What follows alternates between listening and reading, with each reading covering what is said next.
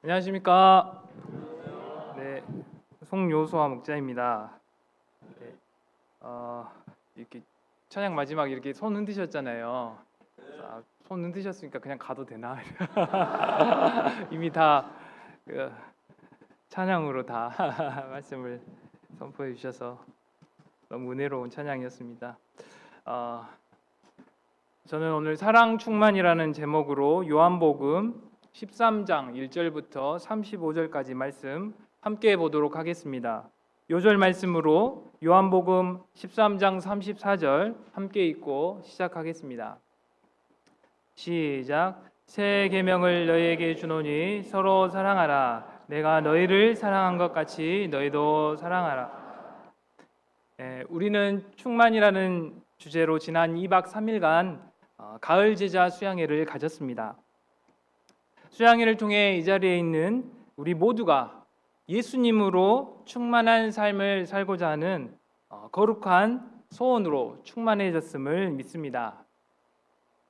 예수님 안에 있는 사람, 예수님으로 충만한 사람은 예수님이 사신 것처럼 살게 될 것입니다. 그럼 예수님처럼 산다는 것은 무엇일까요? 네, 사랑하며 사는 것입니다. 우리가 서로 사랑하며 사는 것이 우리 안에 예수님이 계신다는 가장 확실한 증거입니다. 고린도전서 13장에서 사도 바울은 천사의 말을 하는 신령한 사람도 산을 옮길 만한 엄청난 믿음과 능력이 있는 사람도 그 마음에 사랑이 없으면 소리만 요란한 꽹과리와 같고 아무 소용이 없는 자라고 하였습니다. 예수님은 우리가 서로 사랑하며 살 때 세상 사람들이 우리를 예수님의 제자로 인정한다고 하십니다. 우리 안에 서로를 향한 사랑, 이웃을 향한 사랑이 진정으로 있는지 돌아보고 우리를 끝까지 사랑하시는 예수님의 사랑을 덧입어 서로 사랑하는 자들이 될 수 있기를 기도합니다. 파트 1, 제자들의 발을 씻어주신 예수님, 1절부터 30절까지입니다. 다 같이 1절을 읽어보겠습니다. 시작.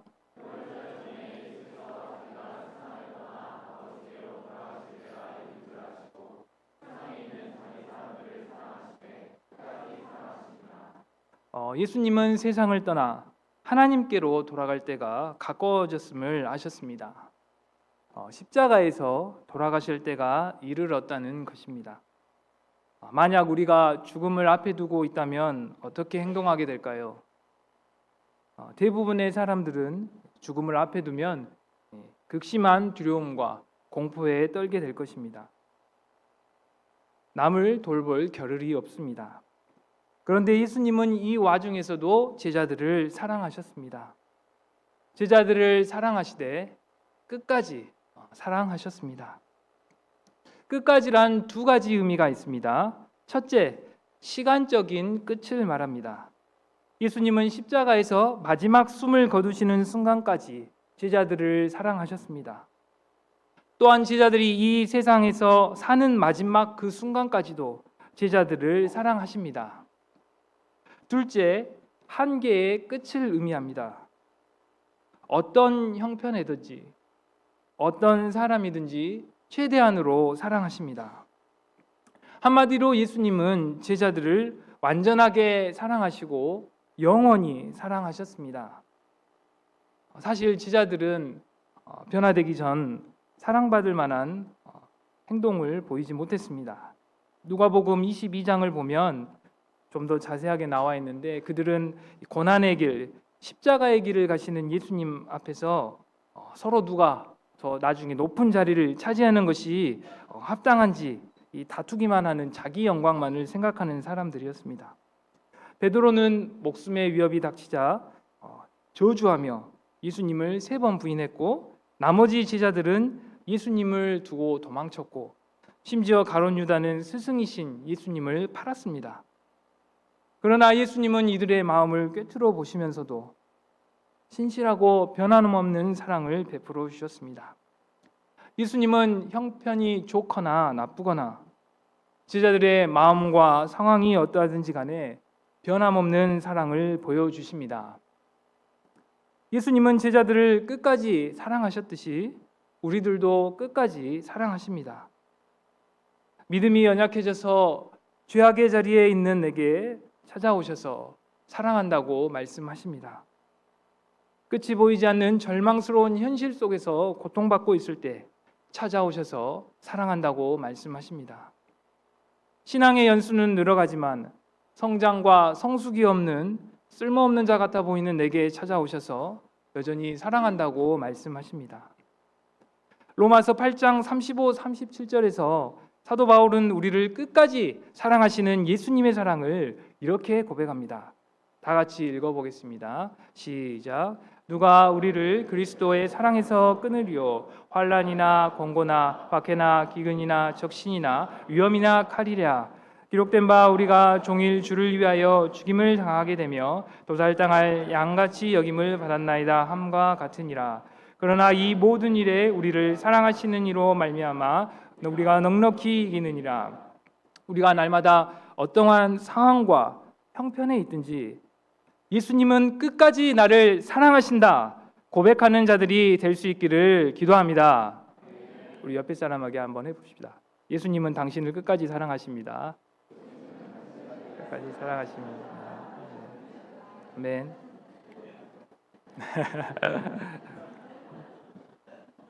아무리 힘들고 어려운 일이 있더라도 누군가 나를 사랑해주고 지지해주는 사람이 있다고 생각하면 끝까지 어떻게 합니까? 버티죠. 네, 우리 그 신문 기사에서 뭐라고 돼 있습니까? 좀 우울한 기사 밑에 연락 주세요. 밑에 써 있잖아요. 같이 지지해주는 사람이, 함께 누군가 옆에 있는 사람이 있다고 생각하면 극단적인 선택을 하지 않기 때문에. 네. 그래서 예수님이 우리와 끝까지 함께 하십니다. 네. 그러면 우리는 어떤 상황과 형편도 이길 수 있음을 믿습니다. 사단이 심는 죄악되고 부정적인 생각들을 부인하고 예수님의 완전하고 영원하신 사랑을 의지하여 치유되고 회복되고 승리하는 삶 살 수 있기를 기도합니다. 또한 이 예수님의 사랑을 몰라 죽어가는 사람들에게 예수님의 사랑을 전하는 저와 여러분이 될 수 있기를 기도합니다. 사실 예수님은 어떤 분이십니까? 3절을 보십시오. 저녁 먹는 중 예수는 아버지께서 모든 것을 자기 손에 맡기신 것과 또 자기가 하나님께로부터 오셨다가 하나님께로 돌아가실 것을 아시고, 예수님은 하나님 아버지께서 모든 것을 맡기신 분이십니다. 이 세상의 모든 만물을 다스리시는 권세를 가지신 전능하신 분이십니다. 또한 인간의 형체로 이 땅에 오셨다가 다시 하나님께로 돌아가실 하나님의 본체가 되십니다. 이런 예수님은 모든 인생들에게 존귀와 영광과 섬김을 받기에 마땅하신 분이십니다. 사람들은 조금만 높은 자리에 올라가도 어떻게 됩니까? 초심을 버렸다고 하잖아요. 변화된 모습을 보면 조금만 높은 자리에 올라가도 동네 이장만 돼도 승진만 해도 이 목이 뻣뻣해지고 인사받고 대접받는 것을 당연히 여깁니다. 그런데 만물의 영광과 존귀를 받으셔야 할 예수님은 어떻게 하십니까? 제자들에게 어떻게 사랑을 표현하십니까? 4절 5절을 다 같이 읽어보겠습니다. 시작. 저녁 잡수시던 자리에서 일어나 겉옷을 벗고 수건을 가져다가 허리에 두르시고 이에 대야에 물을 떠서 제자들의 발을 씻으시고 그 두르신 수건으로 닦기를 시작하여, 예수님은 식사하시던 자리에서 일어나시더니 제자들의 발을 씻기 시작하셨습니다. 이 제자들은 하루 종일 많이 돌아다녔기 때문에 제자들의 이 발냄새가 정말 많이 났을 것입니다. 이런 상황에서 식사를 하면 어떨까요? 혹시 이런 상황에서 식사해 보신 적 있으십니까? 저 옛날에 형제 공동방, 형제들 여러 명 살았는데 젊었을 때 신발만 배치돼 있어도 현관에서 냄새가 확 올라옵니다. 근데 그 상태에서 식사하면 발냄새 때문에 정말 머리가 많이 아팠겠죠. 제가 사람이 후각이 민감하잖아요. 그래서 머리 아팠을 텐데 그래도 계속 먹었던 것 같습니다. 제자들이 예수님과 함께. 이 식사 중에 손님들의 발을 씻는 것 발이 더럽잖아요. 그래서 하인 중에서도 가장 낮은 하인이 하는 일이었다고 합니다. 그런데 그들이 이 유월절 만찬 저녁을 먹을 곳에는 이 식사만 준비되어 있을 뿐이지 예수님과 제자들을 접대하는 사람이 아무도 없었습니다. 더러워진 발을 씻어줄 누군가가 없었던 것입니다. 그래서 제자들이 서로의 발을 씻어주든지 아니면 자기가 자기 발을 직접 씻어야 하는 상황이었습니다. 그런데도 이제 식사가 시작됐고 계속 대화도 없고 식사만 하고 있었습니다. 네. 그래서 제자들 중에 먼저 일어나서 다른 사람의 발을 씻어주는 사람, 스승이신 예수님의 발을 씻겨드리고자 하는 사람이 없었습니다. 제자들은 서로 누가 더 큰 자인지, 누가 나중에 높은 자리에 올라갈지 이런 자존심 싸움만 할 뿐이지 먼저 낮아져 섬기기를 거절했습니다. 그런데 스승이신 예수님이 먼저 낮아지셔서 그들의 발을 씻어주시고자 하셨습니다. 6절을 보십시오. 시몬 베드로에게 이르시니 베드로가 이르되 주여 주께서 내 발을 씻으시나이까. 어느 제자를 제일 먼저 씻기셨는지는 알 수는 없지만 시몬 베드로의 차례가 왔다는 것을 봤을 때 베드로가 처음 씻겨주신 순서는 아니었던 것 같습니다. 만일 우리가 제자였다면 스승이신 예수님이 직접 대야에 물을 떠가지고 이렇게 씻어주신다고 하면 어떻게 반응을 해야 될까요? 은총이 왔죠. 은총이 목사님이시다 아버님인 그 마감 목사님이 이렇게 대야에 물 떠 오셔가지고 발 씻어주면 뭐라고 말할 것 같아요? 은총이는 엄마도 씻어주세요.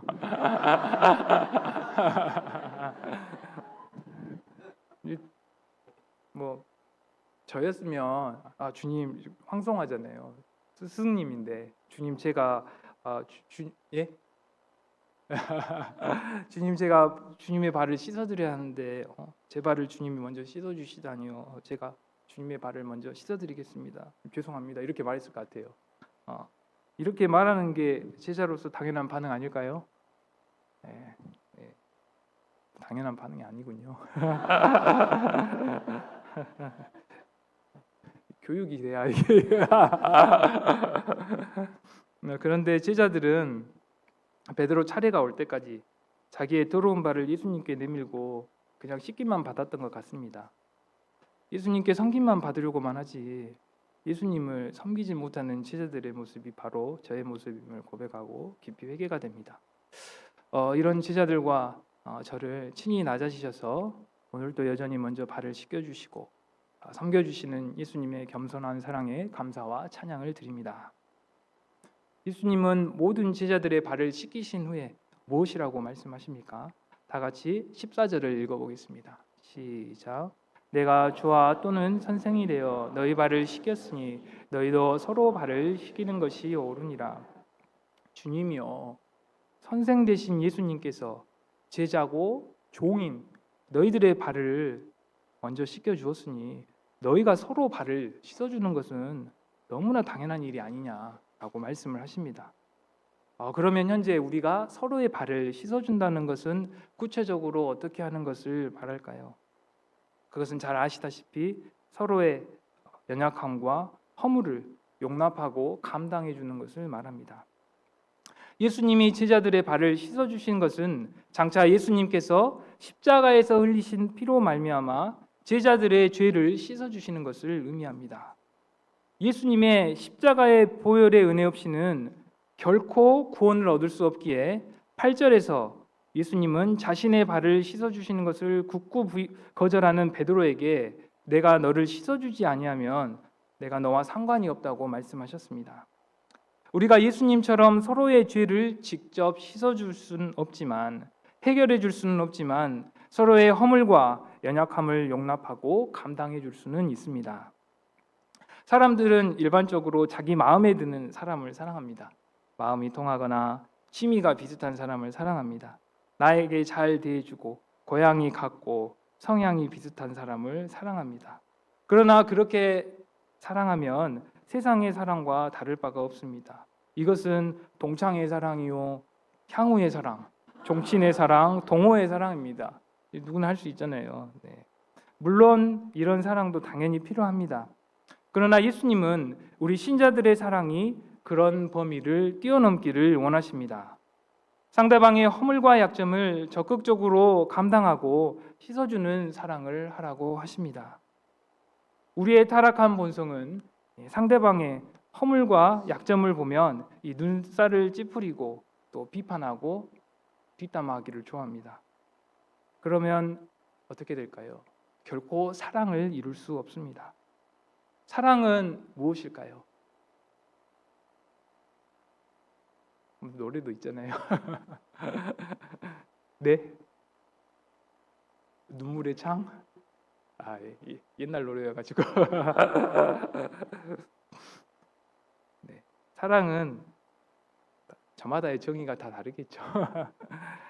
사랑은 오늘 말씀에서의 사랑은 상대방의 허물과 약점을 보고도 흉을 보지 않는 것입니다. 그의 문제를 나의 문제로 생각하고 같이 가슴 아파하는 것입니다. 그 사람의 더러운 발을 내 발로 여기고 불쌍히 여기는 것입니다. 마음으로 그 사람을 위해서 기도해주고 내 손을 내밀어서 닦아주는 것입니다. 그리고 가장 중요한 훌륭한 점을 시기하지 않고 적극적으로 칭찬해주는 것입니다. 네. 옛날 찬양인데요. 최영덕 집사님이 지은 복음성가에 보면 이런 찬양이 있습니다. 오늘 나는이라는 찬양인데요. 가사가 오늘 말씀과 합당한 것 같습니다. 같이 불러보시는데 저도 이렇게 정확히 한번 불러보시죠.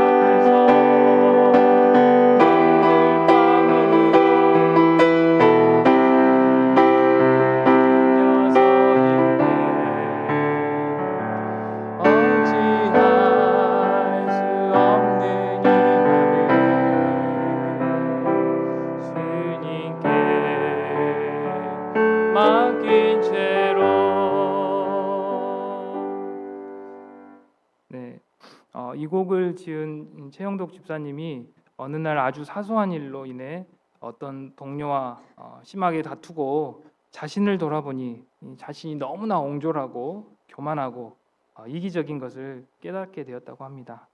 조금만 양보하고 먼저 따뜻한 손을 내밀면 될 텐데 그걸 하지 못해서 이제 괴로워하고 있었던 것입니다.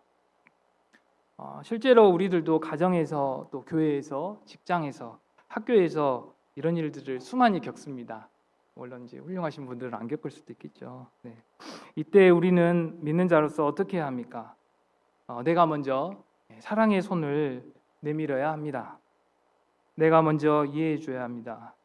내가 먼저 상대방을 높여주고, 내가 먼저 져주고, 내가 먼저 웃어주고, 내가 먼저 양보하고, 내가 먼저 칭찬해주고 기도해줘야 합니다.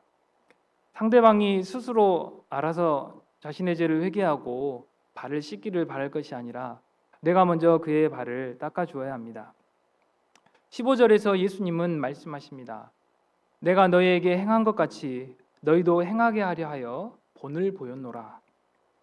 예수님이 먼저 우리에게 사랑의 손을 내밀어 주셨기 때문에 우리도 사랑의 손을 내밀어야 합니다. 예수님이 내 더러운 발을 닦아주셨기 때문에 우리도 다른 사람의 발을 닦아주어야 합니다. 17절을 보십시오.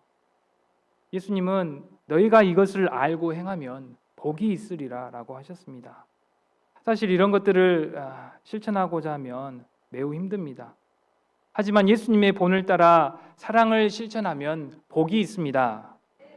도저히 못할 것 같지만 순종하고 나면 마음의 행복이 임하게 됩니다. 저희가 서로의 허물과 연약함을 적극적으로 감당해주는 복된 모임이 될 수 있기를 기도합니다. 예수님은 자신을 배반한 가룟 유다를 사랑하기 힘드셨을 것입니다. 21절을 보십시오. 예수께서 이 말씀을 하시고 심령이 괴로워 증언하여 이르시되 내가 진실로 진실로 너희에게 이르노니 너희 중 하나가 나를 팔리라 하시니. 4년 동안 온통 사랑을 쏟아부으셨는데 그런 제자 중에 한 사람이 자신을 배반하고 팔아 넘길 때 그 배신감은 정말 고통스러우셨을 것입니다. 그 와중에서 예수님은 성경 말씀을 의지하셨습니다. 18절 하반절. 그러나 내 떡을 먹는 자가 내게 발꿈치를 들었다 한 성경을 응하게 하려는 것이냐. 예수님은 유다의 배반이 시편 41편 9절 말씀의 성취로 보시고 이것을 영접하시고 가룟 유다를 미워하지 않고 끝까지 사랑하셨습니다. 그가 회개하도록 마지막까지 기회를 주셨습니다. 진정한 사랑의 본을 보여주신 것입니다. 26절을 보십시오. 예수께서 대답하시되 내가 떡 한 조각을 적셔다 주는 자가 그니라 하시고 곧 한 조각을 적셔서 시몬의 아들 가룟 유다에게 주시니. 예수님은 은혜를 악으로 갚는 자도 끝까지 사랑하셨습니다. 자신을 향해 발꿈치를 드는 원수에게도 떡을 떼어주는 사랑, 이것이 바로 예수님의 사랑입니다. 자신을 십자가에 못 박는 자들을 위해 기도해주는 사랑, 아버지여 저들을 사하여 주옵소서 자기들의 하는 것을 알지 못함이니이다. 그것이 바로 예수님의 사랑이요 원수까지 품는 사랑, 어떤 사람도 용서하고 끝까지 자비를 베푸시는 십자가의 사랑입니다. 아멘. 파트 2 서로 사랑하라 31절부터 35절까지 말씀입니다. 예수님께서 제자들의 발을 씻어주신 진정한 목적이 무엇일까요? 34절을 다 함께 읽어보겠습니다. 시작. 새 계명을 너희에게 주노니 서로 사랑하라. 내가 너희를 사랑한 것 같이 너희도 서로 사랑하라. 예수님은 제자들에게 새 계명을 주셨습니다. 이 계명은 유언적으로 주신 계명입니다. 할 수 있으면 하고 할 수 없으면 하지 않아도 된다는 그런 선택사항이 아니고 절대적으로 순종해야 할 말씀으로 주신 것입니다. 요한일서 3장 14, 15절. 우리는 형제를 사랑함으로 사망에서 옮겨 생명으로 들어간 줄을 알거니와 사랑하지 아니하는 자는 사망에 머물러 있느니라. 그 형제를 미워하는 자마다 살인하는 자니 살인하는 자마다 영생이 그 속에 거하지 아니하는 것을 너희가 아는 바라. 사도 요한은 형제를 사랑하지 아니하는 사람은 사망에 머물러 있는 자요 형제를 미워하는 자는 영생이 그 속에 없는 자라고 하였습니다. 사랑하지 않는다는 것이 엄청나게 심각한 문제임을 말하는 것입니다. 구약에도 사랑에 대한 계명이 있습니다. 레위기서 19장 18절. 내 이웃 사랑하기를 내 자신과 같이 사랑하라. 나는 여호와이니라.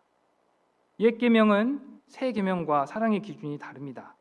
옛 계명은 내 몸을 사랑하는 것이 기준입니다.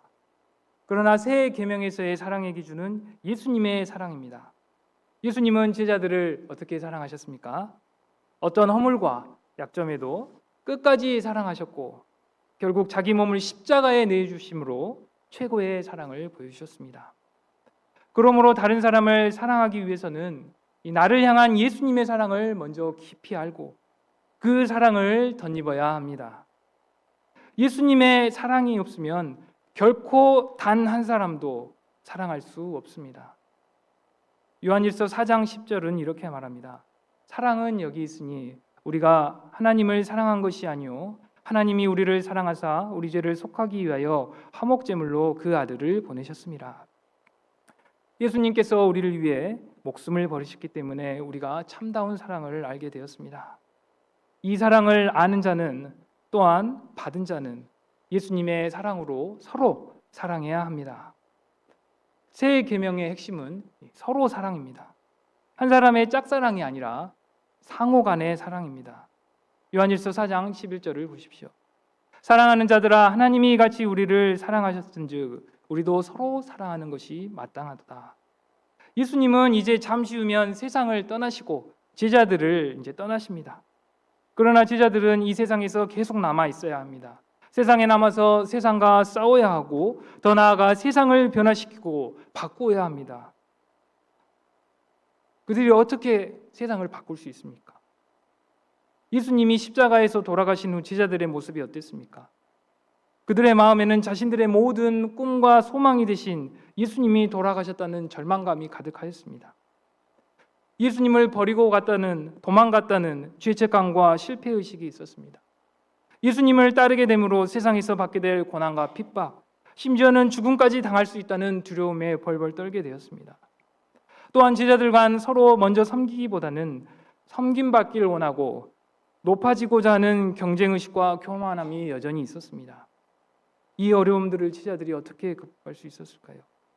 제자들이 서로 사랑할 때 사랑으로 서로 격려하며 합심동역하며 하나가 된 사랑의 공동체를 이루게 되었을 때 이 어려움을 극복할 뿐만이 아니라 놀라운 구원 역사, 복음 역사를 이룰 수 있었습니다. 제자들이 서로 사랑할 때 그들은 세상을 이기게 되었습니다. 우리가 서로 사랑할 때 우리도 세상을 이길 수 있습니다. 35절을 다 함께 읽어보겠습니다. 시작. 너희가 서로 사랑하면 이로써 모든 사람이 너희가 내 제자인 줄 알리라. 세상이 우리를 예수님의 제자로 인정하게 되는 것은 우리가 기적을 행하기 때문도 아니고 우리가 세상에서 축복을 받기 때문도 아닙니다. 우리가 서로 사랑할 때 세상은 우리가 예수님의 제자임을 알게 됩니다. 왜냐하면 서로 사랑한다는 것이 그만큼 어려운 일이기 때문입니다. 초대교부 터툴리아는 이렇게 전도했다고 합니다. 여러분, 예수님 믿는 사람처럼 그렇게 서로 열정적으로 사랑하는 사람들을 보신 적이 있습니까? 기독교의 교리에 대해 인정하지 못하고 받아들이지 못해도 예수 믿는 사람들끼리 서로 사랑하는 것만큼은 누구나 다 알았고 그 점을 누구도 부인할 수 없었습니다. 예수 믿는다고 하면 사랑하는 사람이라고 불렸고 그것이 처음 교회의 모습이었습니다. 우리 교회는 어떤 교회로 사람들에게 인정을 받아야 할까요? 우리가 아무리 많은 양을 섬기고 사랑을 이야기해도 가장 가까이 있는 동역자를 섬기지 못한다면 우리 모임은 소리만 요란한 꽹과리같이 되고 말 것입니다. 우리가 양들과 1대1하고 교제를 나누어도 양들은 우리가 서로 사랑하지 못하는 모습을 보일 때 그 냉랭한 모습을 보고 모임을 떠나고 말 것입니다. 양들이나 세상 사람들은 우리가 예수님의 제자로서 정말 서로 사랑하는가를 보고 싶어 합니다. 우리가 서로 허물과 약점을 감당하고 섬기며 사랑할 때 양들은 우리 모임에 깊은 감동을 받고 우리 모임에 뿌리를 내리게 될 것입니다. 제가 우리 모임에 처음 왔을 때 가장 인상 깊었던 것은 목자님들의 환한 웃는 얼굴과 또 서로를 향한 사랑이 넘치는 모임이라는 것이었습니다. 처음 온 게 벌써 23년 전이네요. 네. 목자님들은 나이, 사회적 지위와 상관없이 예수님의 사랑으로 서로를 존중하고 겸손하게 섬겼습니다. 동역자들의 형편을 돌아보고 이 물질이 필요한 자들에게는 이 물질을, 그리고 병들고 연약한 자들에게는 신방과 중보기도를, 우리 양님들에게는 육적 영적 양식을 제공하는 초대교회 같은 그런 모습을 살고 계셨습니다. 슬픈 일이 있을 때는 함께 근심하고 슬픔을 나누고, 기쁜 일이 있을 때는 함께 기뻐하며 즐거워하였습니다. 예수님은 사랑이 충만한 우리 모임에 그동안 많은 캠퍼스 영혼들을 보내주시고 구원 역사를 이루어 가셨습니다. 지금도 여전히 어찌하든지 낮아져 서로 섬기며 합심 동역을 이루며 믿음의 길을 함께 걸어가는 우리 목자님들의 모습을 볼 때 온통 자기밖에 모르는 이 이기적인 세상에서 위로가 되고 기쁨이 됩니다. 우리 교회가 계속해서 예수 충만, 사랑 충만한 교회로 쓰임 받을 수 있기를 기도합니다. 소감입니다. 저는 말씀을 보면서 예수님의 사랑을 본받아 서로 사랑하자는 말씀은 입으로는 쉽게 전하지만 실제로는 실천하는 삶을 잘 살아내지 못하는 자신을 돌아보며 깊이 회개가 되었습니다. 벼가 익을수록 고개가 숙여지듯이 나이도 먹고 신앙의 연수가 오래되면 겸손해지고 사랑의 깊이와 넓이가 깊고 넓어질 줄 알았습니다. 그런데 갈수록 교만하여 목이 뻣뻣해지고 자기 생각과 고집이 강해지며 다른 사람들, 특히 자신의 마음에 들지 않는다고 생각하는 사람들을 여전히 섬기지 못하고 용납하지 못하는 자신을 발견하게 됩니다. 예수님은 원수까지도 사랑하라고 말씀하셨는데 가까운 가족과 교회 동역자들조차 제가 먼저 섬기고 사랑하는 것이 너무나도 힘들고 어려워하여 이기적인 저 같은 사람은 정말 사랑하기 위해 노력하고 힘쓰고 또 투쟁해야 함을 고백하게 됩니다. 저는 작년 초 외래 담당 간호사와 갈등이 있었습니다. 저희 병원 외래 간호사는 3달에 한 번씩 담당 원장이 바뀌며 순환하는데 이 간호사가 전에 제 담당이었을 때는 제가 친절하게 잘 챙겨주었고 그 외래 간호사와 저의 사이가 아주 좋았습니다. 그분은 원래 명랑하고 밝은 사람이기에 항상 웃는 얼굴이었습니다. 그런데 작년 초 제 담당으로 다시 왔을 때 저를 대하는 그분의 태도가 이전과는 180도 달라져 있었습니다. 다른 원장님들이나 간호사들을 대할 때는 예전대로 상냥하고 환한 항상 웃는 얼굴이었는데 제 진료실로 어시스트를 하러 들어오기만 하면 얼굴이 일그러졌습니다. 또한 진료 도중에 자기가 맡은 일을 하지 않고 중간에 밖으로 나가기를 잘하였습니다. 처음에는 제가 부지 중에 그 사람에게 실수를 하였거나 또는 이제 기분 나쁘게 한 적이 있는가 물어보기 위해 외래 간호팀장님에게도 물어보기도 하고 그 간호사에게 직접 물어보기도 하였습니다. 그런 적이 없고 불만 사항도 없다고 해서 잘 해결될 줄 알았는데 여전히 개선이 되지 않았습니다. 제가 직위상 원장이고 나이도 15살 이상 많고 지금까지 참고 잘 대해줬는데 자기의 기본적인 맡은 일조차 제대로 하지 않는 모습에 마음속에서 열불이 나고 제가 집에서 가끔씩 이런 말을 하는데요. 자녀들에게 놀라지 마십시오. 지금 뭐하는 짓이야? 이렇게 말하거든요. 이렇게 말을 하고 싶었지만 이렇게 하지 않았습니다. 네. 이렇게 하면 고발당하죠. 속에서 지금 뭐하는 짓이야 이렇게 하고 화를 내고 싶었습니다. 다른 원장님들은 외래 간호사 선생님이 일을 잘 못하거나 자신의 마음에 들지 않으면 교체해버렸지만 저는 그렇게 할 수 없었습니다. 제가 신자임을 직원들이 다 알고 있었기에 예수님을 생각하고 참고 그 간호사를 섬기고자 했습니다. 진료 볼 때마다 그분이 해야 할 그분의 간호사 일도 제가 직접 하고 묵묵히 참고 항상 웃는 얼굴로 그분을 대해줬습니다. 그럼에도 불구하고 3개월 근무가 다 끝나도록 그분은 전혀 개선이 되지 않았지만 저는 그동안 고생했다고 스타벅스 텀블러도 선물해 주었습니다. 그 이후 그분은 작년 6월 달에 저희 병원을 퇴사했는데 퇴사하기 전 마지막 한 달 동안을 제 외래를 밟고 환한 미소로 어시스트하며 그동안 자기를 잘 섬겨줘서 고마웠다고 감사 인사하고 제게 스타벅스 머그컵을 선물해주며 유종의 미를 거두며 헤어지게 되었습니다. 이 일을 통해 자기를 부인하고 한 사람을 예수님을 의지하여 참고 감당하는 것을 조금이나마 배우게 되었습니다. 작년에 둘째 아들 주영이가 초등학교 5학년 때 교실 사물함 위에 이렇게 서 있는 상태에서 친구가 밀어가지고 떨어져서 좌측 상완골이 골절이 되어 왼쪽 이쪽 팔이죠.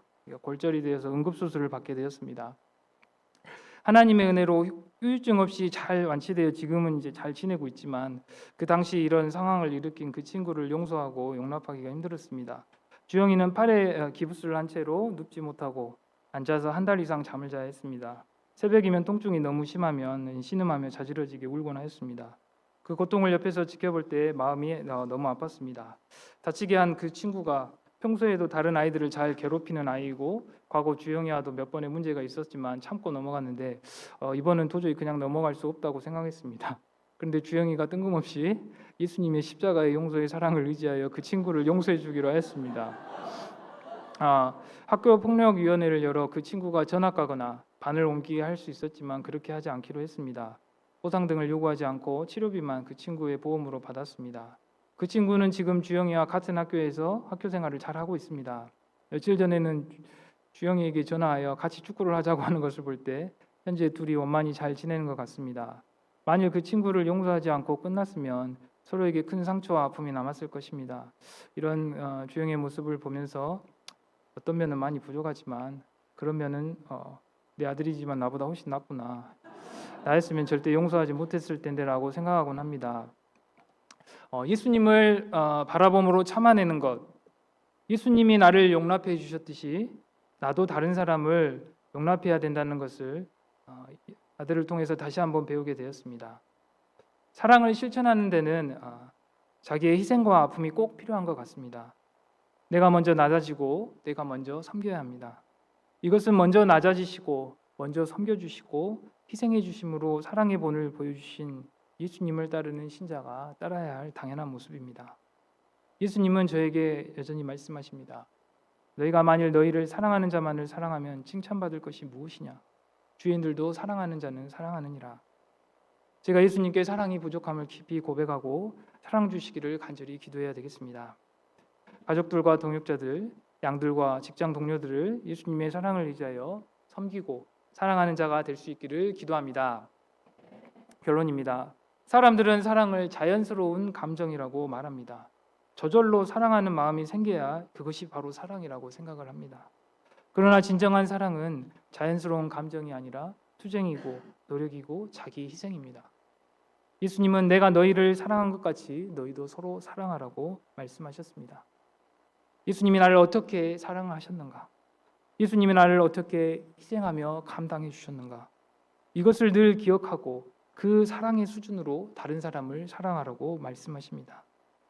우리의 더러운 발을 씻어주시고 십자가에서 죽기까지 사랑하신 이 예수님의 사랑을 날마다 묵상하고 의지할 때 우리의 사랑의 범위가 한없이 넓어질 수 있습니다. 끝까지 참을 수 있고 끝까지 소망을 둘 수 있고 용서할 수 있습니다. 우리가 자기의 두 아들을 죽인 사람을 양자로 삼으신 손양원 목사님도 그리고 선교사였던 남편을 죽인 에콰도르 아우카족 키모를 용서하고 그에게 전도하여 그를 목사가 되게 한 엘리자베스 엘리어트 선교사도 처음에는 마음속에 차오르는 분노와 미움을 계속하여 부인하고 원수까지도 사랑하신 예수님을 계속하여 묵상하고 의지했을 때 결국 원수인 그들을 사랑하고 용서할 수 있었습니다. 우리가 오직 예수님으로만 충만해지기를 간절히 소망합니다. 우리가 예수님의 충만하신 사랑의 통로가 될 수 있기를 기도합니다. 예수님의 사랑이 내 마음에서 흘러넘쳐서 서로의 상처를 감당하고 허물을 감싸주고 죄악되고 연약한 자들을 지금과 같이 계속 품고 계시는 예수 충만한 사랑 충만한 우리 모임이 계속하여서 이어질 수 있기를 기도합니다. 요절 말씀으로 요한복음 13장 34절 함께 읽고 제가 기도하고 마치겠습니다. 시작. 새 계명을 너희에게 주노니 서로 사랑하라. 내가 너희를 사랑한 것 같이 너희도 서로 사랑하라. 사랑하는 하나님 아버지 감사합니다. 충만이란 제목으로 2박 3일간 귀한 가을 제자 수양에 허락하여 주셔서 감사합니다. 기도 충만, 믿음 충만, 사랑 충만, 이 모든 것이 우리 주 예수 그리스도로부터 오는 것임을 저희가 깊이 고백합니다. 저희가 예수님으로 충만하여져서 서로를 사랑하고 또 믿음으로 또 서로를 위해 기도하고 섬기며 하나님 아버지 영혼들을 구원에까지 이르게 하는 귀한 모임으로 이 시대에 쓰임받는 자들이 될 수 있도록 은혜 주시고 예수님을 충만히 알고 충만히 만나고 예수님을 본받는 자 되도록 살아가는 저희들이 될 수 있도록 도와주시기를 간절히 기도합니다. 저희 마음 가운데 사랑의 마음을 주시고 예수님의 겸손의 마음을 주시고 인내하는 마음을 주시고 은혜를 사모하는 마음을 부어주시기를 기도합니다. 감사하며 예수님의 이름으로 기도했습니다. 아멘.